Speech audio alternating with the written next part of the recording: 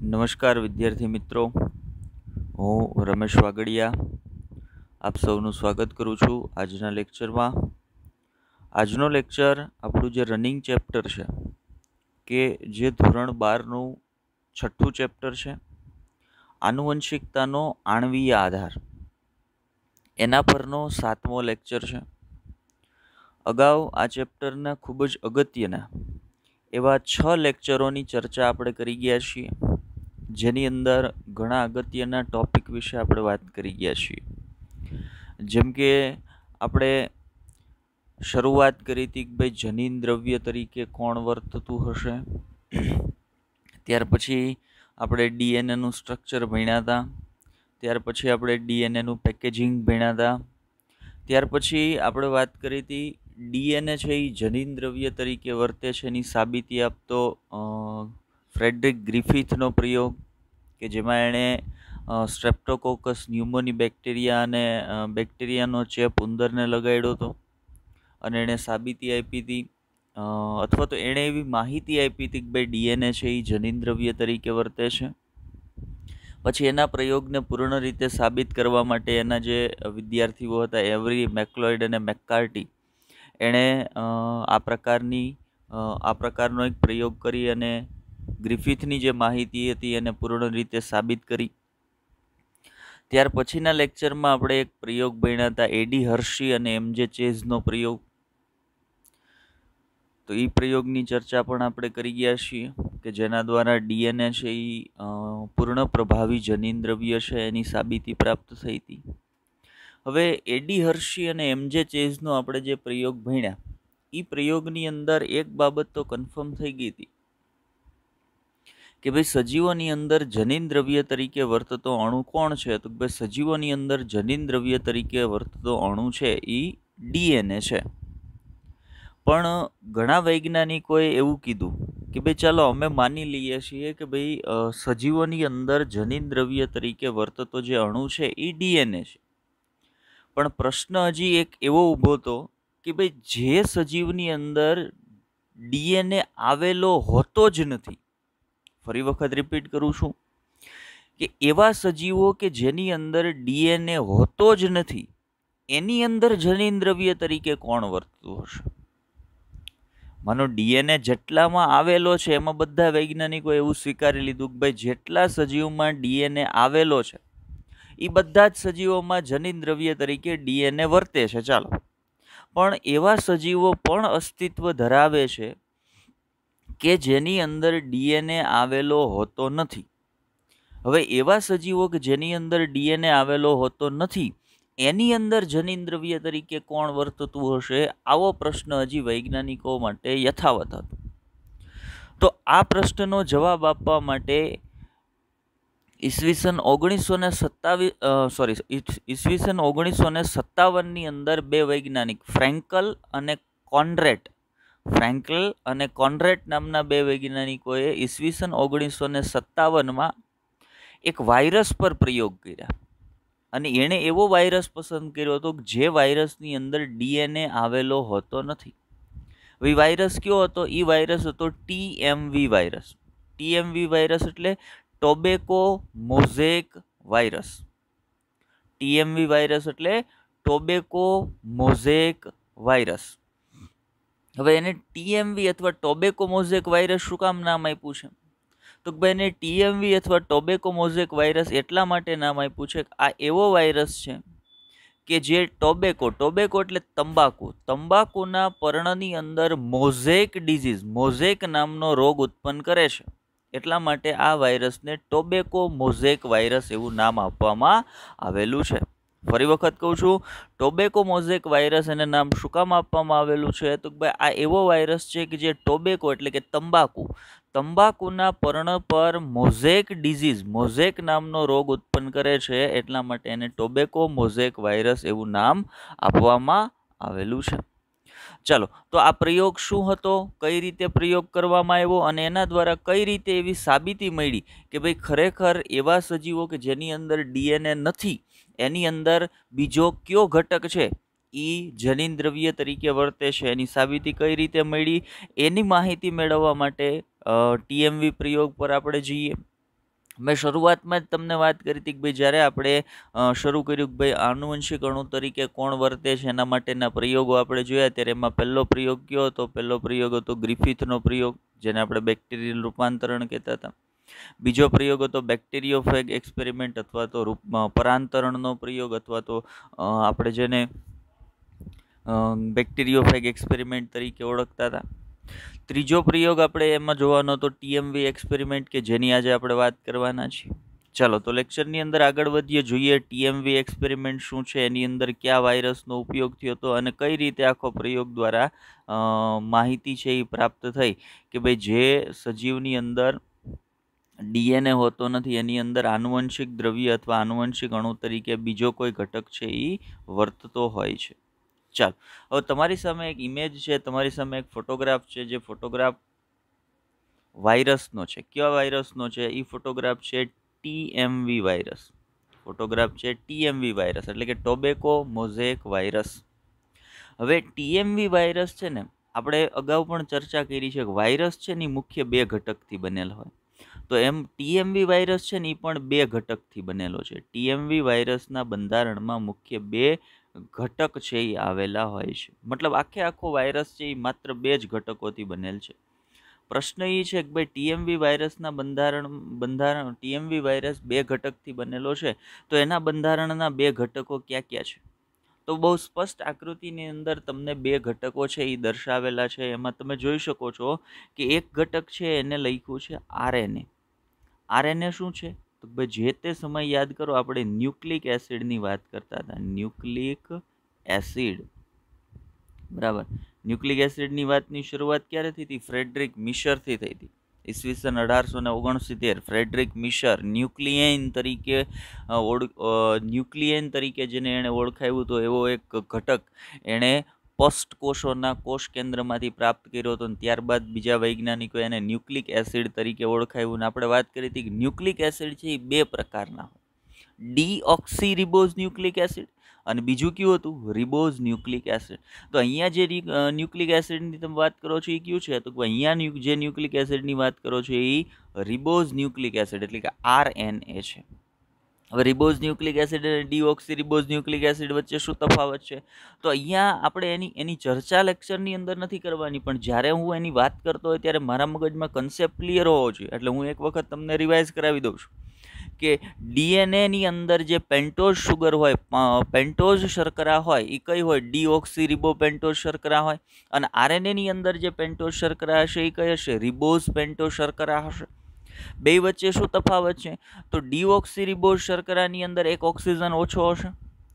ડીઓક્સીરિબોઝ શર્કરાની અંદર 4 જ ઓક્સિજન હશે, જ્યારે રિબોઝ શર્કરાની અંદર 5 ઓક્સિજન હશે. એવું કઈ રીતે? તો ડીઓક્સીરિબોઝ શર્કરામાં બીજો જે કાર્બન હશે એ બીજા કાર્બન ઉપર જે હાઇડ્રોક્સિલ સમૂહ હશે એનો એક ઓક્સિજન છે ને એ દૂર થઈ ગયો હોય, એટલે એની અંદર કુલ ઓક્સિજન 4 થઈ જાય. જ્યારે રિબોઝ શર્કરાનો જે બીજો કાર્બન હોય એના પર પણ એક એક્સ્ટ્રા હાઇડ્રોક્સિલ સમૂહ એટલે OH સમૂહ છે એ હાજર હોય છે. એટલે એની અંદર કેટલા કાર્બન હશે? એની અંદર કેટલા ઓક્સિજન હશે? તો ભાઈ 5 ઓક્સિજન આવેલા હશે. બીજી અગત્યની બાબત, RNA વિશે આપણે વાત કરીએ છીએ તો RNA ના બંધારણની અંદર નાઇટ્રોજન બેઝની અંદર DNA કરતા RNA ની અંદર કંઈક જુદાપણું હતું. શું જુદાપણું હતું? તો RNA છે એના બંધારણની અંદર જે નાઇટ્રોજન બેઝ છે એ કોઈ પણ ન્યુક્લિક એસિડ તરીકે DNA લ્યો કે RNA લ્યો, એના બંધારણની અંદર બે પ્રકારના નાઇટ્રોજન બેઝ હોય, પ્યુરિન અને પિરિમિડિન. હવે જ્યારે પાયરિમિડિનની વાત કરો છો તો DNAના બંધારણમાં જે પાયરિમિડિન હશે એ કોણ હશે? થાઇમિન અને સાઇટોસિન. જ્યારે RNAના બંધારણમાં પાયરિમિડિન તરીકે કોણ આવેલું હશે? તો RNAના બંધારણમાં પાયરિમિડિન તરીકે સાઇટોસિન તો આવેલું હશે, પણ થાઇમિનની જગ્યાએ કોણ આવેલું હશે? તો થાઇમિનની જગ્યાએ એની અંદર યુરેસિલ આવેલું હોય છે. તો આ માહિતી અગાઉ આપણે ભણી ગયેલા છીએ, પણ છતાં મારે અહીંયા આ સમજવા માટે મગજમાં હોવી જરૂરી છે, એટલે એક વખત મેં તમને રિવાઇઝ કરાવી દીધી છે. હવે ફરી પાછા આપણે જ્યાં વાત કરતા હતા ત્યાં આવી છીએ કે ભાઈ TMV વાયરસ છે એ મુખ્ય બે ઘટકથી બનેલો છે. એક ન્યુક્લિક એસિડ તરીકે કોણ આવેલું છે? તો RNA. અને બીજો ઘટક કોણ છે? તો અહીંયા લખ્યું છે કેપ્સિડ. અહીંયા વાંચશો તમે તો લખ્યું છે કેપ્સિડ. કેપ્સિડ માટે બીજો શબ્દ વપરાય કેપ્સ્યુલ. અથવા વાયરસ પર આવેલું પ્રોટીનનું બનેલું આવરણ, પ્રોટીન પ્રોટીનનું બનેલું કવર એને કેપ્સ્યુલ અથવા કેપ્સિડ તરીકે ઓળખવામાં આવે. મતલબ જો કેપ્સિડ એવું યાદ રાખવાનું છે, પણ અત્યારે હું તમને બે વસ્તુ સમજાવું છું. વાયરસ બે ઘટકથી બનેલો છે. તો એક છે ન્યુક્લિક એસિડ, બરાબર. ન્યુક્લિક એસિડ તરીકે કોણ આવેલું છે? આરએનએ, આપણે સ્પષ્ટ કરી લીધું. બીજો ઘટક છે પ્રોટીન. પ્રોટીન ક્યાં આવેલું છે? પ્રોટીન આવેલો છે એના કેપ્સ્યુલના બંધારણની અંદર. એનું જે બાહ્ય કવર છે એ બાહ્ય કવરના બંધારણની અંદર અથવા તો કેપ્સ્યુલના બંધારણની અંદર પ્રોટીન આવેલો છે. હવે એ સિવાય આ વાયરસના બંધારણમાં કશું નથી. વાયરસના બંધારણમાં બે જ ઘટક, આરએનએ અને બીજું પ્રોટીન. હવે પ્રોટીનથી બનેલું જે કવર છે જેને આપણે કેપ્સ્યુલ કહીએ છીએ, ધ્યાન આપજો, પ્રોટીનથી બનેલું જે કવર છે કે જેને આપણે કેપ્સ્યુલ તરીકે ઓળખીએ છીએ, આ કેપ્સ્યુલના બંધારણનો જે એકમ હોય, કેપ્સ્યુલ છે એ ઘણી મોટી રચના છે. હવે કેપ્સ્યુલના બંધારણનો જે એકમ હોય એને કેપ્સોમિયર કહેવાય. જોજો, આખી પીળા રંગની જે રચના દેખાય છે ને, અહીંયાથી લઈ અને અહીંયા સુધીની આ જે પીળા રંગની રચના દેખાય છે એને કહેવાય કેપ્સ્યુલ. એને શું કહેવાય? કેપ્સિડ અથવા કેપ્સ્યુલ. એ કેપ્સ્યુલના બંધારણનો નાનો એકમ છે એને શું કહેવાય? કેપ્સ્યુલ છે આખી પ્રોટીનની બનેલી રચના છે, બરાબર. પણ એ કેપ્સ્યુલના બંધારણનો જે મોનોમેરિક પ્રોટીન હોય અથવા તો એક પ્રોટીનનો એકમ હોય, જેવા ઘણા બધા પ્રોટીનના એકમ ભેગા થઈ અને આખી કેપ્સ્યુલ બને છે, તો એ એક પ્રોટીનના એકમને શું કહેવાય? તો આ પીળા રંગની એક નાની રચના દેખાય ને, એ એક પ્રોટીનનો એકમ છે, એને કહેવાય કેપ્સોમિયર. યાદ રાખજો, એને કહેવાય કેપ્સોમિયર. મતલબ કેપ્સ્યુલ છે એ શેનાથી બનેલી હોય? તો કેપ્સોમિયર તરીકે ઓળખાતા નાના એકમથી બનેલ હોય છે. કેપ્સ્યુલ શેની બનેલી છે? પ્રોટીનની બનેલી છે. કેપ્સ્યુલ શેની બનેલી છે? પ્રોટીનની. પણ કેપ્સ્યુલના બંધારણનું જે નાનો એકમ છે, નાનું પ્રોટીન છે, એને શું કહેવાય? કેપ્સોમિયર. એવા ઘણા બધા કેપ્સોમિયર ભેગા થઈ અને શું બનાવે? તો આખું કેપ્સ્યુલ છે એ બનાવી નાખે છે. અને આપણને બહુ સ્પષ્ટ રીતે દેખાય છે, એક કેપ્સોમિયર અલગ અલગ દેખાય છે, અને એવા ઘણા બધા અલગ અલગ જે કેપ્સોમિયર હોય છે એકબીજા સાથે સંયોજાણા છે, ત્યારે એક આખું સ્ટ્રક્ચર બન્યું છે, એને આપણે કેપ્સ્યુલ કહીએ છીએ. અને કેપ્સ્યુલના મધ્યમાં કેપ્સ્યુલથી રક્ષાયેલ ન્યુક્લિક એસિડ અથવા આરએનએ, રિબોઝ ન્યુક્લિક એસિડ છે, એ આ વાયરસના બંધારણમાં આવેલ છે. હવે જુઓ, વાયરસ બે ઘટકથી બનેલો છે. એક છે કેપ્સ્યુલ જે બનેલું છે પ્રોટીનનું, અને બીજું શું છે? આરએનએ. મતલબ અહીંયા આ એવું સજીવ છે કે જેના બંધારણમાં ડીએનએ છે નહીં. હવે પ્રશ્ન આપણો જે હતો કે જે સજીવના શરીરના બંધારણમાં ડીએનએ નથી, એની અંદર જનીનદ્રવ્ય તરીકે કોણ વર્તતું હશે? તો એની અંદર જનીનદ્રવ્ય તરીકે કોણ વર્તતું હશે એની સાબિતી મેળવવા માટે આપણે પ્રયોગે એવા સજીવ પર જ કરવો પડે ને, કે જેની અંદર ડીએનએ આવેલ હોતો નથી. એટલા માટે આપણે આ વાયરસને પસંદ કર્યો છે, કારણ આ વાયરસના બંધારણમાં ક્યાંય પણ ડીએનએ આવેલો નથી. હવે તમે જ્યારે ટીએમવી વાયરસની વાત કરતા હોય, ટીએમવી વાયરસના ન્યુક્લિક એસિડ તરીકે જ્યારે તમે આરએનએની વાત કરો છો, ત્યારે એક બે વસ્તુ બીજી ધ્યાનમાં રાખજો કે ટીએમવી વાયરસના શરીરમાં જે આરએનએ આવેલો છે, આરએનએ કેવો હોય છે? એ આરએનએ હોય છે સિંગલ સ્ટ્રેન્ડેડ આરએનએ. તો પ્રશ્ન એવો થાય ને કે તો ભાઈ ડબલ સ્ટ્રેન્ડેડ આરએનએ આવેલો હશે ને? હા, અમુક વાયરસો છે જેની અંદર ડબલ સ્ટ્રેન્ડેડ આરએનએ પણ આવેલો છે. પણ અહીંયા તમે જે વાયરસનો અભ્યાસ કરી રહ્યા છો, એ વાયરસના બંધારણની અંદર સિંગલ સ્ટ્રેન્ડેડ આરએનએ આવેલો હોય છે. જો કે નોર્મલી આરએનએ સિંગલ સ્ટ્રેન્ડેડ જ હોય છે, પણ ઘણા વાયરસમાં ડબલ સ્ટ્રેન્ડેડ આરએનએ આવેલો હોવાથી આપણે અહીંયા સ્પષ્ટ અને ચોખવટવાળી વાત કરીએ છીએ કે આ વાયરસના બંધારણની અંદર જે આરએનએ આવેલો છે એ કેવો હશે? Single stranded. સિંગલ સ્ટ્રેન્ડેડનો અર્થ તો આપણને ખબર છે, મેં ક્લિયર કરાવ્યો છે તમને. જે ન્યુક્લિક એસિડ છે એ માત્ર ને માત્ર એક જ પોલીન્યુક્લિયોટાઇડ શૃંખલાથી બનેલ હોય. જે ન્યુક્લિક એસિડ માત્ર ને માત્ર એક જ પોલીન્યુક્લિયોટાઇડ શૃંખલાથી બનેલ હોય, એને આપણે શું કહીએ છીએ? તો ભાઈ એને આપણે સિંગલ સ્ટ્રેન્ડેડ. સ્ટ્રેન્ડ એટલે એક પોલીન્યુક્લિયોટાઇડ શૃંખલાને સ્ટ્રેન્ડ કહેવાય. પોલીન્યુક્લિયોટાઇડ શૃંખલાને શું કહેવાય? પોલીન્યુક્લિયોટાઇડ શૃંખલાને સ્ટ્રેન્ડ તરીકે ઓળખવામાં આવે. અને એક જ પોલીન્યુક્લિયોટાઇડ શૃંખલા આવેલી હોય તો એને સિંગલ સ્ટ્રેન્ડેડ કહેવાય. બે પોલીન્યુક્લિયોટાઇડ શૃંખલા આવેલી હોય તો એને ડબલ સ્ટ્રેન્ડેડ તરીકે ઓળખવામાં આવે. તો જે ટીએમવી વાયરસનો આરએનએ છે એની અંદર કેટલી પોલીન્યુક્લિયોટાઇડ શૃંખલા હશે? તો ભાઈ માત્ર એક જ. એટલા માટે આપણે એવું કહીએ છીએ કે એ આરએનએ કેવો છે? તો ભાઈ સિંગલ સ્ટ્રેન્ડેડ આરએનએ છે. ચાલ, તો મેં અત્યારે તમને કોના વિશે માહિતી આપી? તો ભાઈ એક એવા સજીવ વિશે કે જેની અંદર ડીએનએ આવેલો હોતો નથી. તો પ્રશ્ન એ હતો કે આવા સજીવ કે જેની અંદર ડીએનએ આવેલો નથી એની અંદર જનીનદ્રવ્ય તરીકે કોણ વર્તતું હશે? અને એની માહિતી કોણે આપી હતી? બે વૈજ્ઞાનિક હતા. નામ યાદ રાખજો, આગળ પણ થિયરીમાં તમને સમજાવીશ. એક હતા ફ્રેન્કલ અને બીજા હતા કોનરેડ. કઈ સાલમાં એણે આ સાબિતી, આ પ્રયોગ કર્યો હતો? ઈસવીસન 1957ની સાલમાં એણે પોતાનો પ્રયોગ કર્યો હતો અને સાબિતી આપી હતી જેની અંદર ન્યુક્લિક એસિડ તરીકે ડીએનએ નથી, એની અંદર બીજો કોઈ ઘટક છે એ જનીનદ્રવ્ય તરીકે વર્તે છે. પણ પ્રશ્ન એ કયો ઘટક? તો એ આપણે એનો પ્રયોગ ભણીએ ત્યારે હું તમને સ્પષ્ટ કરાવીશ કે ભાઈ કયો ઘટક છે એ જનીનદ્રવ્ય તરીકે વર્તે છે. ચાલો, તો આગળ વધીએ પ્રયોગની અંદર. તો વાયરસ સંદર્ભમાં મેં તમને જે કાંઈ માહિતી આપી એ માહિતી આપણે અહીંયા સેજ થિયરી પોર્શનમાં જોઈ લઈએ. તો જુઓ, આ વાયરસ કયો વાયરસ? ટીએમવી વાયરસ, એના વિશે વાત કરી છે. અને બીજી એક અગત્યની વાત, આ જે એક્સપેરિમેન્ટ છે એનસીઆરટીની અંદર આપેલો નથી. એટલે ફરજિયાતપણે આપણે બધાએ આ એક્સપેરિમેન્ટ જે આપણે ભણીએ છીએ, આ જે પ્રયોગ આપણે ભણીએ છીએ એની ફરજિયાતપણે આપણે નોંધ લેવાની છે અથવા નોટ બનાવવાની છે. જોકે આપણે બધી વસ્તુની નોટ બનાવીએ જ છીએ, પણ તેમ છતાંય આવા જે ટોપિક છે એને ખાસ ધ્યાનમાં લેવા કે જે એનસીઆરટીમાં આપેલા નથી, પરંતુ એક્ઝામિનર આની અંદરથી પ્રશ્ન પૂછે છે.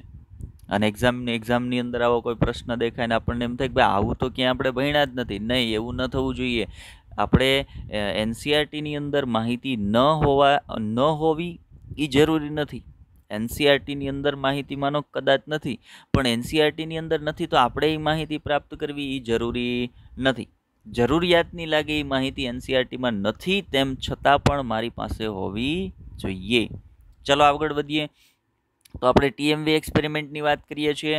તો ટીએમવી એક્સપેરિમેન્ટને સમજવા માટે પહેલાં ટીએમવી વાયરસને સમજવો પડશે. તો ટીએમવી વાયરસ કેટલા ઘટકથી બનેલો? પહેલાં એના બંધારણની વાત કરું છું. ટીએમવી વાયરસ મુખ્ય બે ઘટકથી બનેલો છે, પ્રોટીન અને આરએનએ. જુઓ, વાયરસના પ્રોટીનયુક્ત આવરણને કેપ્સિડ કહેવાય. વાયરસના બંધારણમાં પ્રોટીન ક્યાં આવેલું છે? તો એના કેપ્સિડ અથવા કેપ્સ્યુલના બંધારણની અંદર આવેલું છે અને કેપ્સ્યુલ તરીકે ઓળખવામાં આવે છે. બીજા નંબર પર વાત કરીએ, કેપ્સ્યુલ જે નાના એકમથી બનેલી હોય છે. મતલબ આપણે જોયું આખી પીળા રંગની રચના કેપ્સ્યુલ હતી ને એની અંદર નાના પીળા રંગના એકમો હતા. એ નાના એકમોને શું કહેવાય? એને કેપ્સોમિયર તરીકે ઓળખવામાં આવે છે. બીજું વાયરસના બંધારણનું ઘટક કયું છે? બીજું વાયરસના બંધારણનું ઘટક છે આરએનએ અથવા એને વાયરલ આરએનએ તરીકે આપણે ઓળખીએ. આ જે આરએનએ છે એ કેવો હશે? સિંગલ સ્ટ્રેન્ડેડ, એક જ પોલીન્યુક્લિયોટાઇડ શૃંખલાથી બનેલો હશે. એટલા માટે તમે એને શું કહી શકશો? તો એટલા માટે તમે એને જો અહીંયા મેં શોર્ટમાં લખી દીધું છે સ્મોલ SS આરએનએ, એટલે સિંગલ સ્ટ્રેન્ડેડ આરએનએ. ફરી વખત કહું છું, સ્મોલ SS આરએનએ એટલે સિંગલ સ્ટ્રેન્ડેડ આરએનએ. એવો આરએનએ કે જે એક જ પોલીન્યુક્લિયોટાઇડ શૃંખલાથી બનેલો હોય એને સિંગલ સ્ટ્રેન્ડેડ આરએનએ તરીકે ઓળખવામાં આવે છે. ચાલો, તો આટલી માહિતી મેં જે તમને આકૃતિમાં સમજાવી હતી આપણે થિયરીમાં પણ એક વખત તમને આપી દીધી. એટલે હવે આપણે માહિતી વિશે ક્લિયર હશું. ચાલો આગળ વધીએ લેક્ચરની અંદર. હવે આપણે સીધા જતા રહીએ ટીએમવી એક્સપેરિમેન્ટ પર કે ભાઈ ટીએમવી એક્સપેરિમેન્ટ કોણે કર્યો હતો અને કઈ સાલની અંદર. તો આગળ મેં તમને જ્યારે ટીએમવી વાયરસ સમજાવતો હતો ત્યારે એ માહિતી પણ આપી હતી કોણે કર્યો હતો અને કઈ સાલમાં કર્યો હતો. તો ફરી એક વખત જોઈ લઈએ. થિયરી પોર્શનમાં આપણે આવ્યું છે તો ધ્યાન આપો. ટીએમવી એક્સપેરિમેન્ટ, ટોબેકો મોઝેક વાયરસનો પ્રયોગ. ટીએમવી એક્સપેરિમેન્ટ ક્યારે થયો? તો ઈસવીસન 1957ની અંદર. ઈસવીસન 1957ની અંદર આ પ્રયોગ છે એ થયો હતો. આગળ વાત કરીએ. આ પ્રયોગ દ્વારા હું સાબિતી મળી હતી? આ પ્રયોગ દ્વારા સાબિતી મળી હતી કે એવા સજીવો જેની અંદર ડીએનએ નથી આવેલો એની અંદર જનીન દ્રવ્ય તરીકે કોણ વર્તે છે? તો ભાઈ એવા સજીવો જેની અંદર ડીએનએ નથી આવેલો એવા સજીવોની અંદર જનીન દ્રવ્ય તરીકે આરએનએ રિબોઝ ન્યુક્લિક એસિડ છે એ વર્તે છે. આવી સાબિતી કયા પ્રયોગ પરથી મળી હતી? તો ભાઈ ટીએમવી એક્સપેરિમેન્ટ પરથી પ્રાપ્ત થઈ હતી. જો અહીંયા કીધું છે કે આવી સાબિતી પ્રાપ્ત થઈ હતી. ત્યાર પછી આ પ્રયોગ કોણે કર્યો હતો? બે વૈજ્ઞાનિકના મેં તમને આગળ નામ આપ્યા હતા. એકનું નામ હતું ફ્રેન્કલ અને બીજાનું નામ હતું કોનરેટ. અહીંયા કોર્નેટ લખાણું છે. બીજાનું નામ હતું કોનરેટ. નામના બે વૈજ્ઞાનિકોએ આ કાર્ય કર્યું હતું, આ પ્રયોગ કર્યો હતો. આ પ્રયોગમાં તેમણે ટીએમવી વાયરસને ઉપયોગમાં લીધો હતો. ટીએમવી વાયરસનું પૂરું નામ શું છે? એને ટોબેકો મોઝેક વાયરસ તરીકે ઓળખવામાં આવે છે. ટીએમવી વાયરસનું પૂરું નામ શું છે? એને ટોબેકો મોઝેક વાયરસ તરીકે ઓળખવામાં આવે છે. અગત્યની માહિતી, ઈ વાયરસ કેવો છે? દંડ આકારનો વાયરસ છે. ઈ વાયરસ કેવો છે? દંડ આકારનો વાયરસ છે. આઈએમપી બાબત છે ટોબેકો મોઝેક વાયરસ માટે યાદ રાખવાની છે, ઇમ્પોર્ટન્ટ બાબત છે. હવે આ વાયરસને ટોબેકો મોઝેક વાયરસ શું કામ નામ આપ્યું છે? તો ધ્યાન આપજો, આ વાયરસ તંબાકુના પર્ણમાં મોઝેક રોગ ઉત્પન્ન કરે છે. હવે તંબાકુના પર્ણમાં મોઝેક રોગ એટલે શું? તો ઘણી વખત તમે જુઓ, ધ્યાન આપો તો તંબાકુના પર્ણની અંદર એકદમ પર્ણ છે ને એના પર એક તમને ટિપિકલ પેટર્ન જોવા મળે. પર્ણ છે એ સેજ કડકોચલી વળી ગયું હોય અને એ કડકોચલી વળી ગયેલા પર્ણની અંદર એક ટિપિકલ પેટર્ન તમને જોવા મળે જેને મોઝેક પેટર્ન કહેવાય. તો આવી મોઝેક પેટર્ન પર્ણની અંદર અથવા મોઝેક ડિઝીઝ જે પર્ણની અંદર ઉત્પન્ન કરતો વાયરસ છે એને ટીએમવી વાયરસ અથવા ટોબેકો મોઝેક, અને એ ટીએમવી ખાસ કરીને કોની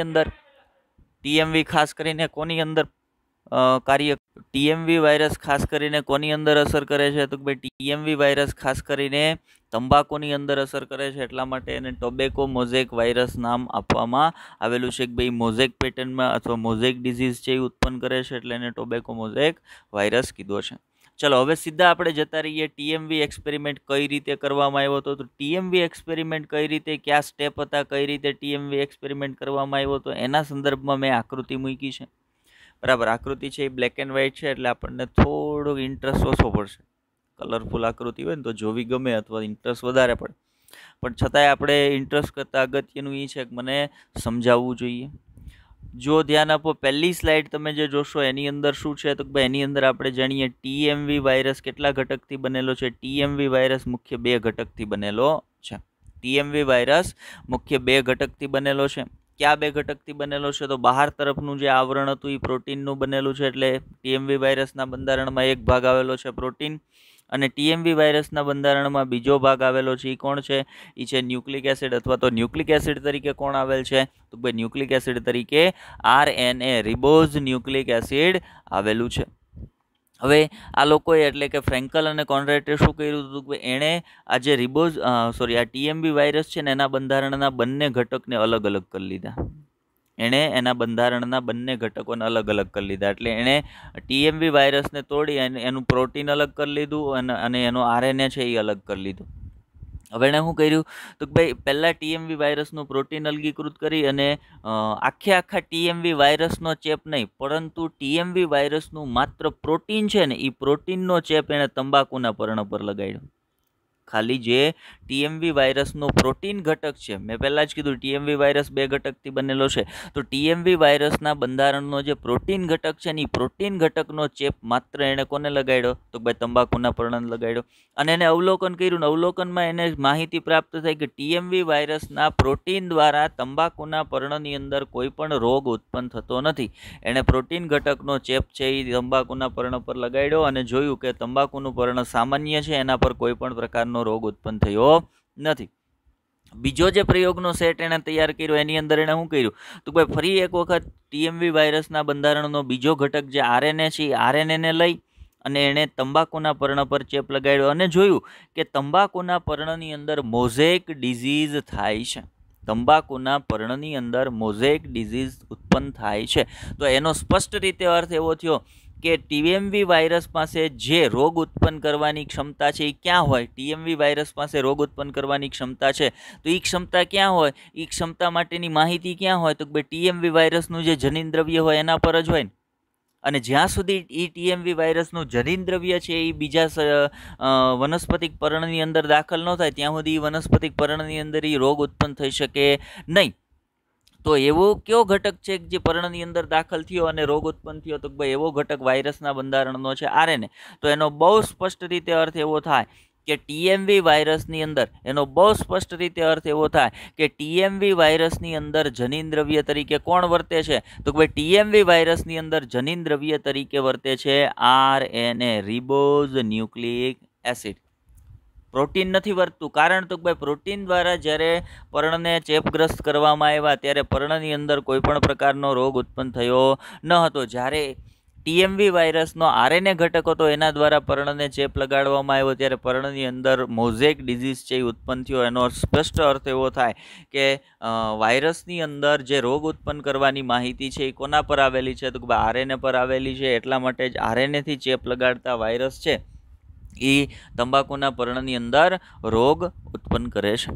તો એનાથી ફ્રેન્કલ અને કોનરેટે માહિતી આપી કે એવા સજીવો જેની અંદર ડીએનએ નથી આવેલો, લાઈક કોણ? લાઈક ટીએમવી, પછી ક્યુબી વાયરસ હોય, ટીએમવી વાયરસ હોય, આ બધા સજીવો જેની અંદર આરએનએ આવેલો છે એવા સજીવોની અંદર જનીનદ્રવ્ય તરીકે કોણ વર્તે છે? તો એવા તમામ સજીવોની અંદર જનીનદ્રવ્ય તરીકે આરએનએ વર્તે છે. પણ આના પરથી એક વસ્તુ ધ્યાન આપવા જેવી છે અથવા તો સ્પષ્ટ થાય છે કે દરેક સજીવોની અંદર જનીનદ્રવ્ય તરીકે વર્તતો ઘટક છે ને ન્યુક્લિક એસિડ હશે.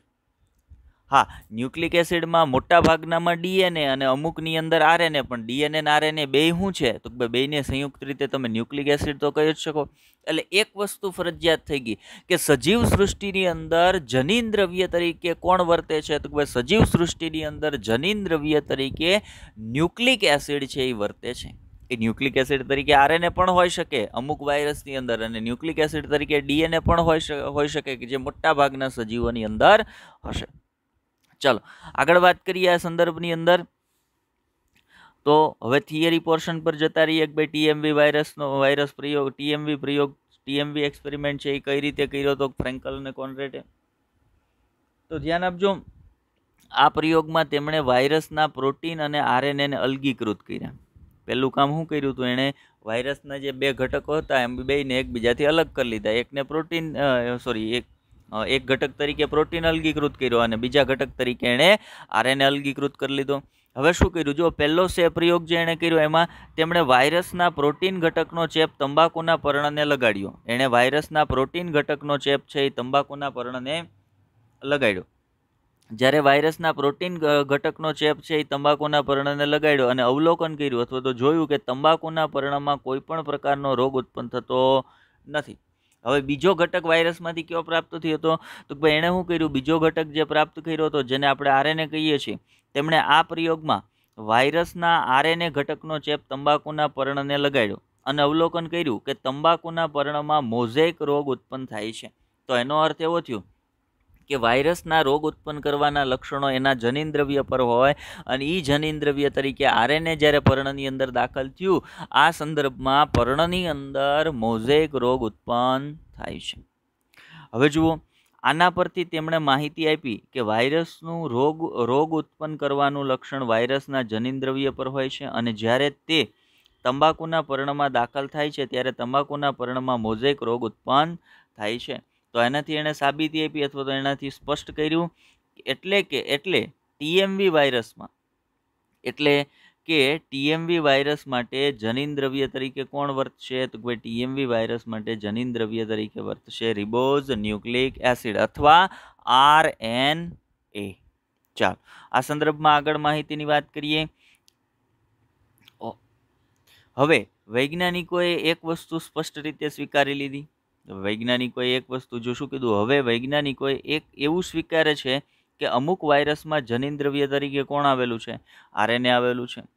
બાકીના મોટા ભાગના સજીવોમાં જનીનદ્રવ્ય તરીકે કોણ આવેલું છે? તો ભાઈ ડીએનએ આવેલું છે. એટલે એક વસ્તુ તો સ્પષ્ટ છે, એક બાબત તો સ્પષ્ટ જ હતી કે જનીનદ્રવ્ય તરીકે કોણ છે? તો ભાઈ જનીનદ્રવ્ય તરીકે ન્યુક્લિક એસિડ વર્તે છે. એ ન્યુક્લિક એસિડ તરીકે ડીએનએ હોય તોય ભલે, ન્યુક્લિક એસિડ તરીકે આરએનએ હોય તો હોય ભલે, પણ એ છે શું? તો ભાઈ ન્યુક્લિક એસિડ. મતલબ જનીનદ્રવ્ય તરીકે કોણ વર્તે છે? તો ભાઈ જનીનદ્રવ્ય તરીકે ગમે એમ થઈ જાય, ન્યુક્લિક એસિડ વર્તે છે. અને ન્યુક્લિક એસિડમાં પૂર્ણ પ્રભાવી જનીનદ્રવ્ય તરીકે કોણ વર્તે છે? તો ભાઈ ડીએનએ, કેમ કે એ મોટાભાગના સજીવોની અંદર છે. અને અમુક વાયરસ તરીકે કોણ હોય? તો ભાઈ તમે વાયરસના નામ આપી શકો. ટીએમવી વાયરસ હોય, ક્યુબી વાયરસ હોય. આવા સજીવોની અંદર જનીનદ્રવ્ય તરીકે આરએનએ ઘટક છે એ વર્તતો હોય છે. ચાલો એ સંદર્ભમાં આગળ માહિતીની વાત કરીએ થોડીક. તો જુઓ, ઓકે, હવે આપણે શેના પર વાત કરવા જવાનું છે? તો હવે આપણે સીધું જતું રહેવાનું છે બીજો. અહીંયા સુધી વાત કરીએ એટલે ટીએમવી એક્સપેરિમેન્ટની વાત અહીંયા પૂરી થઈ જાય. અહીંયા સુધી વાત કરીએ એટલે ટીએમવી એક્સપેરિમેન્ટની વાત અહીંયા પૂરી થઈ છે. કેમ કે ટીએમવી એક્સપેરિમેન્ટ શેના માટે હતો? તો ભાઈ જનીન દ્રવ્ય તરીકે આરએનએ વર્તે છે ને એની સાબિતી માટે હતો. અને આપણને સમજાઈ ગયું ભાઈ જનીન દ્રવ્ય તરીકે કઈ રીતે આરએનએ છે એ વર્તે છે એની સાબિતી પ્રયોગની અંદર પ્રાપ્ત થઈ. તો મતલબ ટીએમવી એક્સપેરિમેન્ટની વાત અહીંયા પૂર્ણ થઈ જાય. હવે યાદ કરો, ચોથી બાબત આપણે ભણવાની કીધી હતી ડીએનએ એસ્ટિમેશન ટેસ્ટ.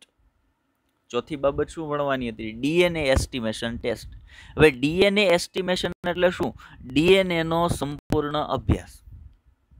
ડીએનએ સંદર્ભની માહિતી, અભ્યાસ આપણે શબ્દ વાપરવા કરતા ડીએનએ સંદર્ભની અગત્યની માહિતી એને જાણવી, એને એનું એસ્ટિમેશન કર્યું કહેવાય.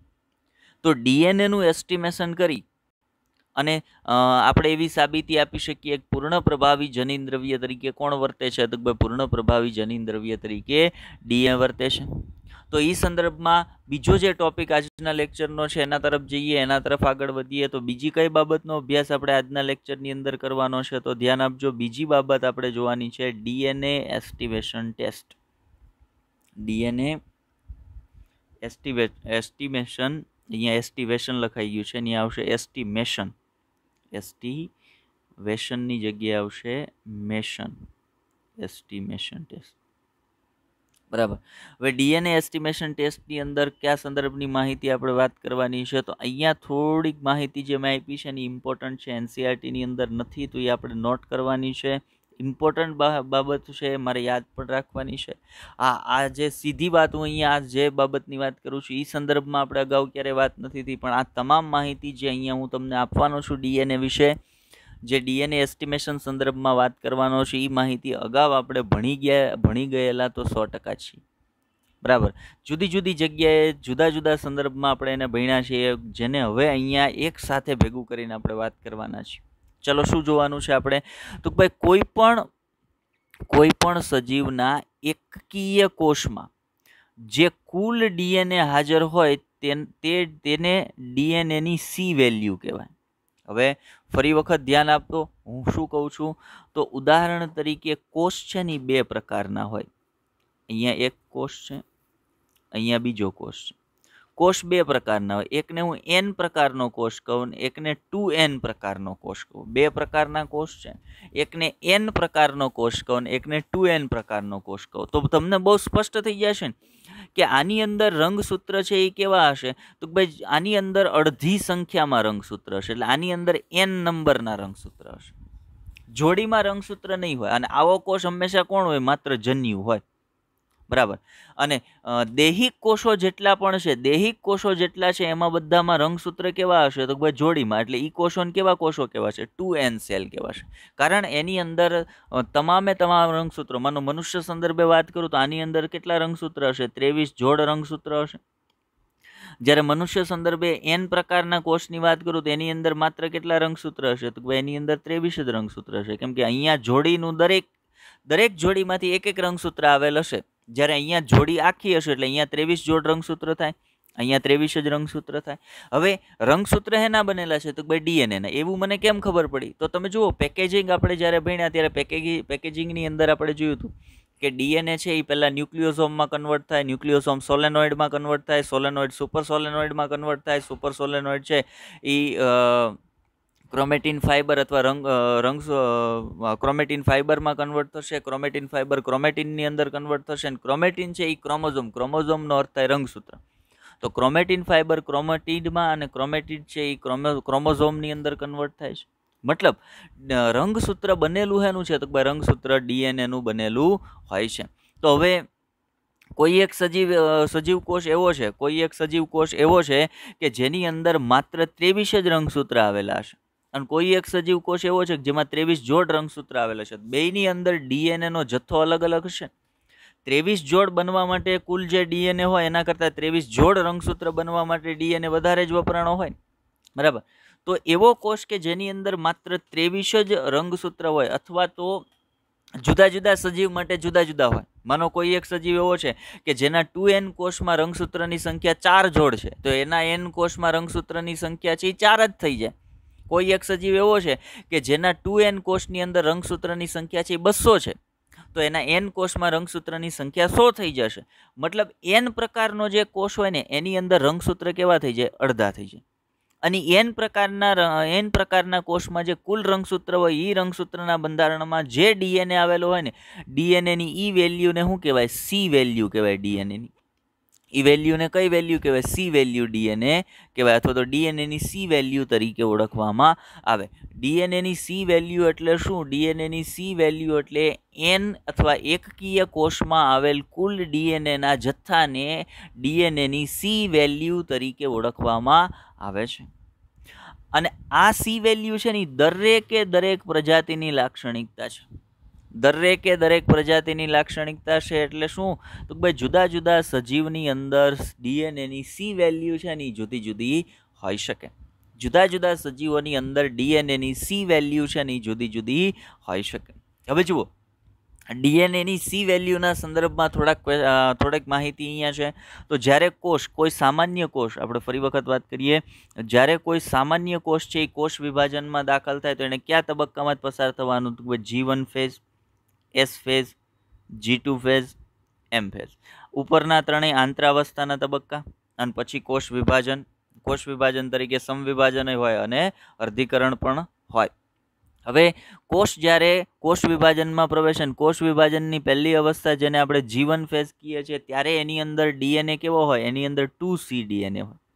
હવે 2C ડીએનએ શું કામ કીધું? તો આ જે સામાન્ય કોષ વિભાજનમાં પ્રવેશવાનો છે એની અંદર રંગસૂત્રની સંખ્યા કેટલી છે? 23 જોડ છે. એની અંદર રંગસૂત્રની સંખ્યા કેટલી છે? 23 જોડ છે. તો 23 રંગસૂત્રના બંધારણમાં આવેલ કુલ ડીએનએ સી ડીએનએ કહેતા હતા. 23 જોડમાં આવેલ હોય એને 2C ડીએનએ કહેવાય ને.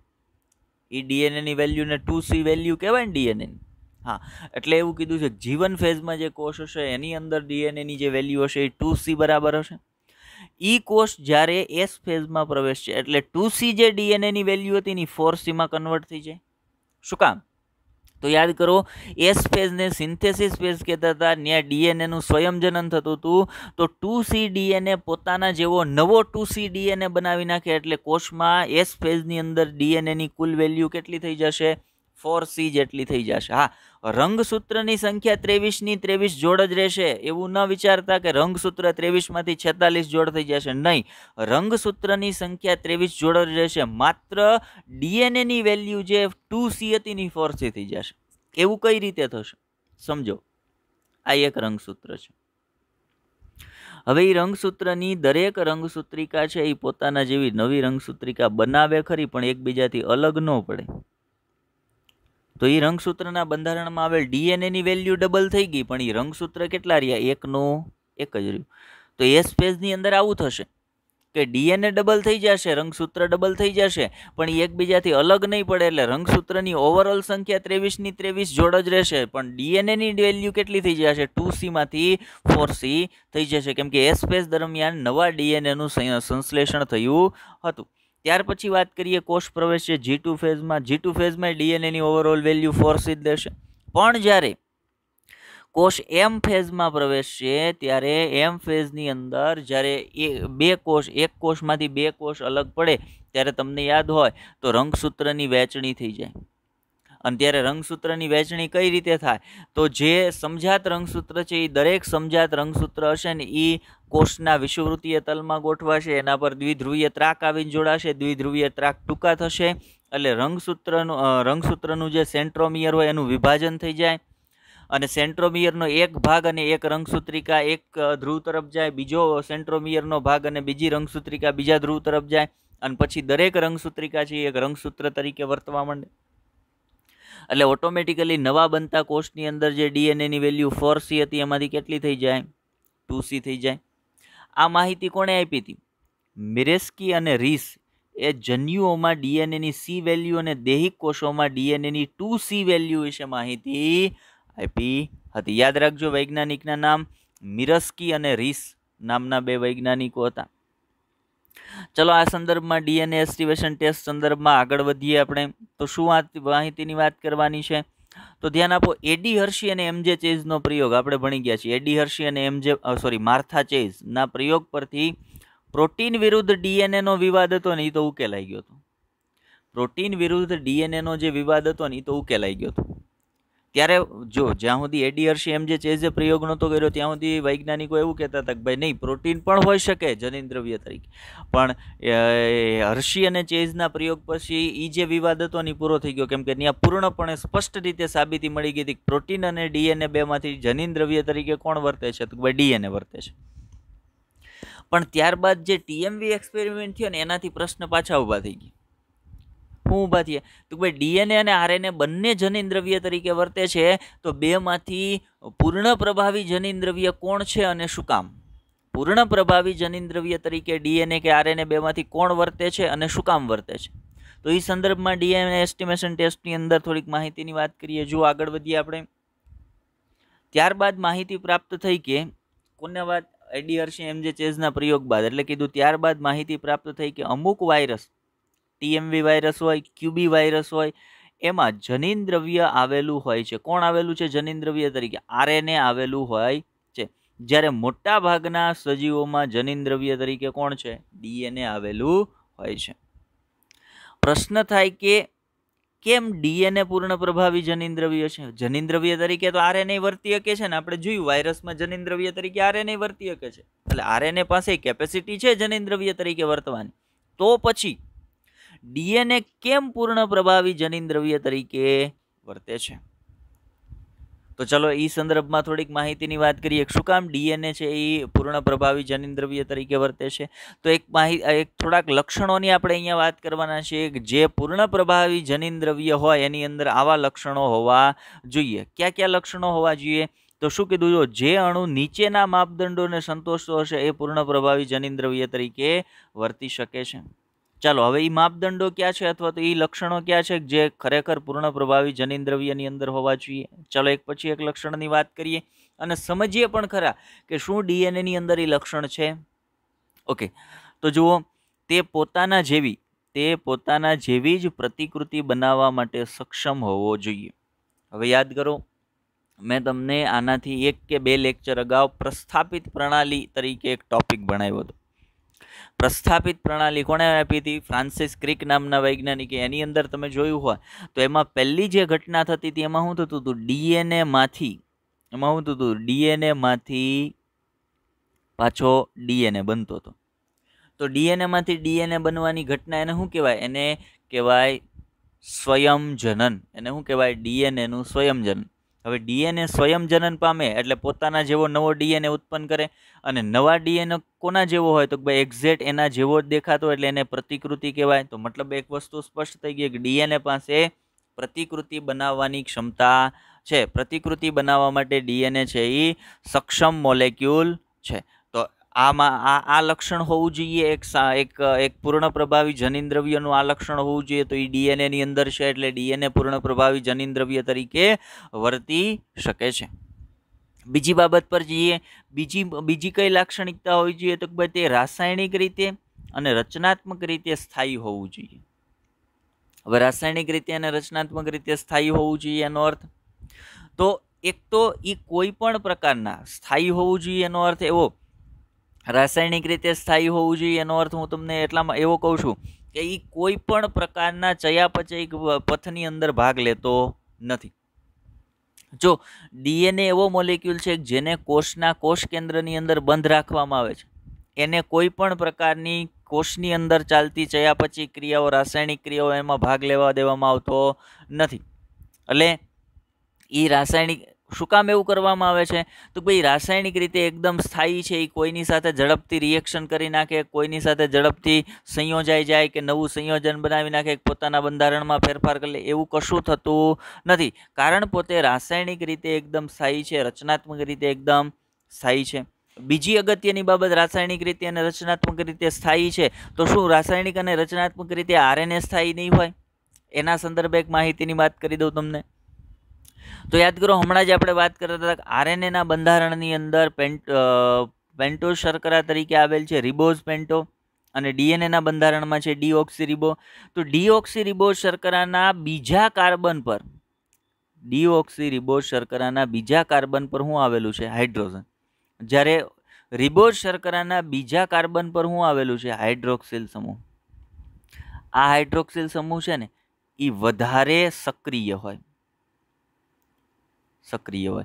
અને એ વધારે સક્રિય ન રહે ને એટલા માટે ડીઓક્સીરિબોઝ શર્કરાની અંદરથી આ ઓક્સિજન કાઢી નાખો, પરિણામે અહીંયા હાઇડ્રોક્સિલ સમૂહ રહે નહીં. અને ડીઓક્સીરિબોઝ શર્કરા છે એ રાસાયણિક રીતે થોડીક કેવી બની જાય? અસક્રિય બની જાય. કોની કમ્પેરિઝનમાં? રિબોઝ શર્કરાની કમ્પેરિઝનમાં. કારણ કે આ શર્કરાએ ડીએનએનું બંધારણ બનાવવાનું હતું, અને ડીએનએને આપણે રાસાયણિક રીતે કેવો બનાવવાનો છે? સ્થાયી બનાવવાનો છે. એ બીજા કોઈ અણુ સાથે ઝડપથી રિએક્શન ન આપી દે, પોતાની રીતે પોતાનું બંધારણ સ્થાયી રીતે જાળવી રાખે એવો બનાવવાનો છે. એટલા માટે એની જે પેન્ટોઝ શર્કરા છે એ પેન્ટોઝ શર્કરામાં બીજા કાર્બન પર હાઇડ્રોક્સિલ સમૂહની જગ્યાએ ઓક્સિજન દૂર કરીને એમાં માત્ર શું કરી નાખ્યું હતું? તો હાઇડ્રોજન થઈ ગયો છે, કે જેથી કરીને રાસાયણિક રીતે ડીએનએનો અણુ કેવો બને? તો સ્થાયી બને. કમ્પેરિઝનમાં આરએનએની જે રિબોઝ શર્કરા છે એ રિબોઝ શર્કરાના બીજા કાર્બન પર હાઇડ્રોક્સિલ સમૂહ આવેલું છે, અને આ હાઇડ્રોક્સિલ સમૂહ છે ને એ આરએનએની બીજા રસાયણો સાથેની રિએક્ટિવિટી છે ને એને વધારે છે, ઝડપથી બીજા સાથે સંયોજાઈ જાય છે, ઝડપથી રાસાયણિક પ્રક્રિયાઓમાં ભાગ લઈ લે છે. તો આ સંદર્ભમાં ડીએનએ આરએનએ કરતાં ડીએનએ છે એ કેવો છે? તો રાસાયણિક રીતે સ્થાયી છે. આ સિવાય બીજી એક અગત્યની વાત કે ડીએનએના બંધારણની અંદર નાઇટ્રોજન બેઝ તરીકે આવેલો છે થાઇમિન, અને આરએનએના બંધારણની અંદર નાઇટ્રોજન બેઝ તરીકે આવેલો છે યુરેસિલ. હવે કમ્પેરિઝનમાં થાઇમિનની કમ્પેરિઝનમાં યુરેસિલ છે ને વધારે સક્રિય છે. એ બીજા ઘટકો સાથે વધારે ઝડપથી રિએક્શન કરશે, વધારે સંયોજાઈ જશે, રાસાયણિક પ્રક્રિયાઓમાં ઝડપથી ભાગ લેશે. એટલા માટે ડીએનએની અંદરથી આવા સક્રિય નાઇટ્રોજન બેઝને દૂર કરીને એની જગ્યાએ કોણ આવી ગયું? તો ભાઈ થાઇમિન આવી ગયું. આ બધું કુદરતી રીતે થયેલું છે, કોઈ વૈજ્ઞાનિકે નથી કરેલું. પણ કુદરતે ડીએનએને સ્થાયી મોલેક્યુલ બનાવવો હતો, ડીએનએને પૂર્ણ પ્રભાવી જનીનદ્રવ્ય બનાવવું હતું. એટલે એણે શું કર્યું હતું? ભાઈ એની અંદર જેટલા પણ સક્રિય ઘટકો હતા અથવા તો જે ડીએનએને રાસાયણિક રીતે અસ્થાયી બનાવતા હતા એ બધા ઘટકોને એમાંથી દૂર કરી નાખ્યા, અને એ બધા કોને આપી દીધા? આરએનએને આપી દીધા. જેથી કરીને ન્યુક્લિક એસિડ તરીકે એણે જે કાંઈ રાસાયણિક પ્રક્રિયાઓમાં કે રાસાયણિક પરિપથમાં ભાગ લેવાનો તો એ બધે કોણ ભાગ લેશે? તો ભાઈ બધે આરએનએ ભાગ લેશે. ડીએનએ કેવો થઈ જાય? તો ભાઈ ડીએનએ એકદમ સ્થાયી મોલેક્યુલ બની જાય છે. ચાલો હજી આગળના લક્ષણોની વાત કરીએ. ત્યાર પછી ન્યુક્લિક એસિડનું ત્યાર પછી જનીનદ્રવ્ય પાસે કેવી લાક્ષણિકતા હોવી જોઈએ? તો ભાઈ બીજી લાક્ષણિકતા હોવી જોઈએ ઉદ્વિકાસ માટે જરૂરી પરંતુ ધીમો ફેરફાર માટેની તક પૂરી પાડી શકે તેવા હોવા જોઈએ. હવે જુઓ, આપણે એક ઘટના ભણ્યા હતા વિકૃતિ. વિકૃતિના પરિણામ સ્વરૂપે ડીએનએના બંધારણની અંદર ફેરફાર થાય, અને એ ડીએનએના બંધારણમાં થયેલ ફેરફારમાં 50%ની શક્યતા એવી છે કે એ ફેરફાર સજીવ માટે ફાયદાકારક હોય. વિકૃતિ છે એ નુકસાનકારક પણ હોઈ શકે, પણ થયેલો 50% ફેરફાર છે એ કેવો હોય? તો ભાઈ ફાયદાકારક હોય.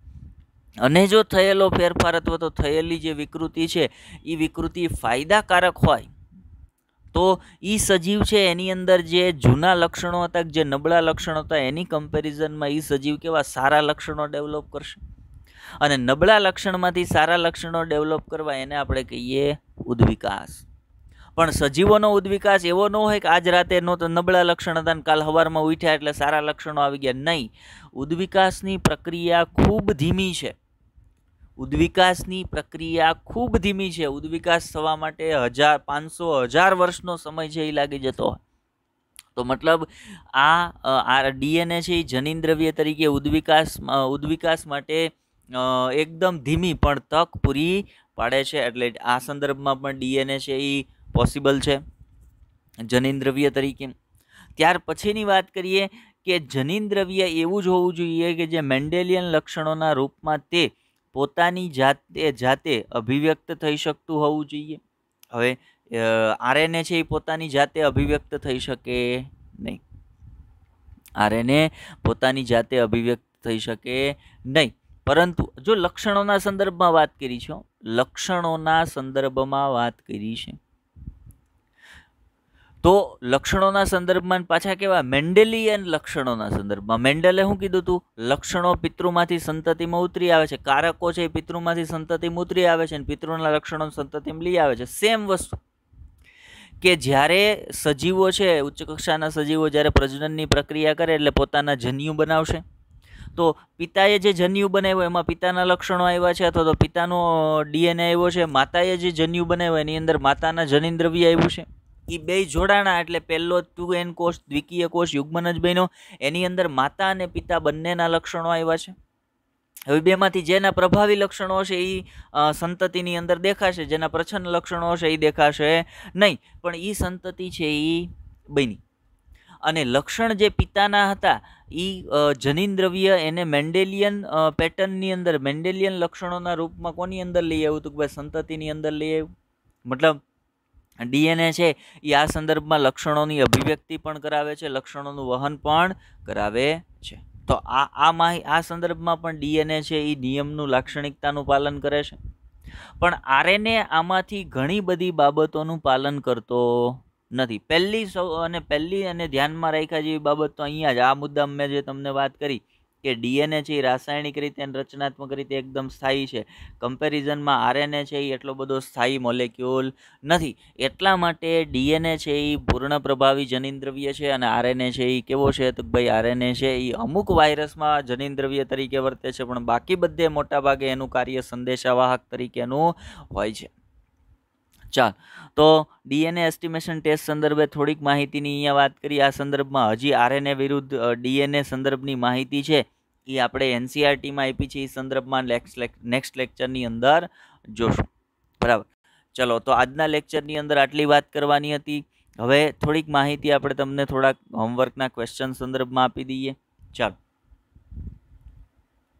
તો ગયા લેક્ચર બેઝ આપણે વાત કરીએ તો આપણે ગયા લેક્ચરમાં એક પ્રયોગ ભણ્યા હતા જેને આપણે એડી હર્શીનો અથવા બેક્ટેરિયોફેજ એક્સપેરિમેન્ટ કીધો હતો. બેક્ટેરિયોફેજ એક્સપેરિમેન્ટ, બરાબર. બેક્ટેરિયોફેજ એક્સપેરિમેન્ટના બીજા નામ મારે જોઈએ. બેક્ટેરિયોફેજ એક્સપેરિમેન્ટને બીજા કયા નામથી ઓળખાય? બીજા કયા નામથી ઓળખાય છે? ઓળખાય, બરાબર. આ તમારો હોમવર્કનો પહેલો ક્વેશ્ચન છે. હવે એડી હર્શી અને એમજે ચેઝે જે વાયરસને ઉપયોગમાં લીધો હતો, જે વાયરસને ઉપયોગમાં લીધો હતો, એ વાયરસ કયો હતો? બરાબર, કયો હતો એના સંદર્ભમાં મેં એનો પ્રકાર પણ તમને સમજાવેલો છે. એટલે કયો હતો એના સંદર્ભમાં એનો પ્રકાર પણ યાદ રાખજો. ઉદાહરણ તરીકે વાયરસ કયા બેક્ટેરિયા પર અટેક કરે છે એના સંદર્ભમાં એને નામ આપવામાં આવે. એમાંય પાછા એના પેટા પ્રકાર પડતા હોય તો એ પેટા પ્રકારમાં કયો પ્રકારનો વાયરસ હતો એના વિશે માહિતી આપણે પૂછી છે, તો એ માહિતી તમારે આપવાની છે. ત્યાર પછી આપણે વાત કરીએ જે એડી હર્શી એમજે ચેઝનો પ્રયોગ હતો એની અંદર આપણને બીજી શું માહિતી પ્રાપ્ત થઈ હતી? તો એની અંદર આપણે જોયું હતું કે ભાઈ જે વાયરલ ડીએનએ છે, ઓકે, આપણે જે વાયરસ જોયો તો એ વાયરસનો જે ડીએનએ હતો, અહીંયા ઓપ્શન સંદર્ભનો એક ક્વેશ્ચન આપી દો કે વાયરસનો જે ડીએનએ હતો એ સિંગલ સ્ટ્રેન્ડેડ હતો કે ડબલ સ્ટ્રેન્ડેડ હતો? સિંગલ સ્ટ્રેન્ડેડ હતો કે ડબલ સ્ટ્રેન્ડેડ હતો? આ તમારો ક્વેશ્ચન નંબર 3. ચાલો, આજના લેક્ચરમાં આટલા ક્વેશ્ચન રાખીએ. આપણે 3 હોમવર્કના ક્વેશ્ચન છે એ તમને અહીંયા આપ્યા છે. 3ના આન્સર ફરજિયાત બધાએ કોમેન્ટની અંદર કરવાના છે. 3ના આન્સર બધાએ ફરજિયાત કોમેન્ટની અંદર કરવાના છે. બધાએ આન્સર કરવાના છે. અને લેક્ચરને ધ્યાનથી જોજો, સમજવાનો પ્રયત્ન કરજો. ન સમજાતી બાબતો છે એને ફરી વખત કોમેન્ટની અંદર કોમેન્ટ કરજો. આપણે ફરી એક વખત તમને સમજાવશું. તો બેસ્ટ ઓફ લક.